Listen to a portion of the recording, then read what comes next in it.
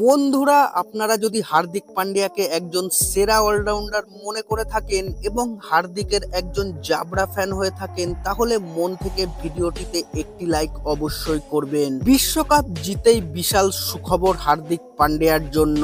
প্রথম ভারতীয় পুরুষ ক্রিকেটার হিসেবে টি-20 ক্রিকেটে এমন কীর্তি অর্জন করলেন তিনি।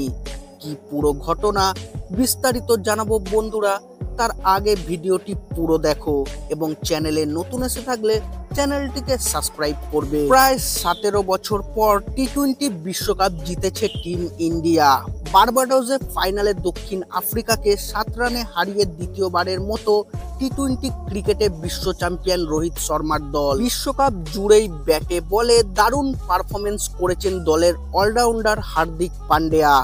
বিশ্বকাপে 150-র বেশি স্ট্রাইক রেটে 144 রান করা পান্ডিয়া বল হাতে নিয়েছেন 11টি উইকেটও। এমন পারফরমেন্সের স্বীকৃতি র্যাঙ্কিংয়েও পেয়েছেন এই অলরাউন্ডার। প্রথম ভারতীয় খেলোয়াড় হিসেবে আইসিসি টি-20 র্যাঙ্কিংয়ে নাম্বার 1 অলরাউন্ডার হয়েছেন হার্দিক পান্ডিয়া। ফাইনালে ভয়ঙ্কর হয়ে ওঠা দুই দক্ষিণ আফ্রিকান ব্যাটসম্যান হেনরিক ক্লাসেন ও ডেভিড মিলারকে ফেরানো হার্দিক পান্ডিয়া 2 ধাপ এগিয়ে শীর্ষে উঠে এসেছেন।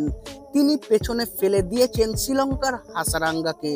হাসারাঙ্গা রয়েছেন দ্বিতীয় স্থানে। এছাড়াও 1 ধাপ এগিয়ে অস্ট্রেলিয়ার মার্কাস স্টোইনিস রয়েছেন 3 নম্বরে এবং জিম্বাবুয়ের সিকান্দার রাজা রয়েছেন 4-এ ও বাংলাদেশের সাকিব আল হাসান রয়েছেন 5-এ। আফগান অলরাউন্ডার মোহাম্মদ নবী 4 ধাপ পিছিয়ে 2 থেকে 6 নম্বরে নেমে গেছেন। টি-20 ব্যাটিং ও বোলিংয়ে শীর্ষে কোনো পরিবর্তন হয়নি।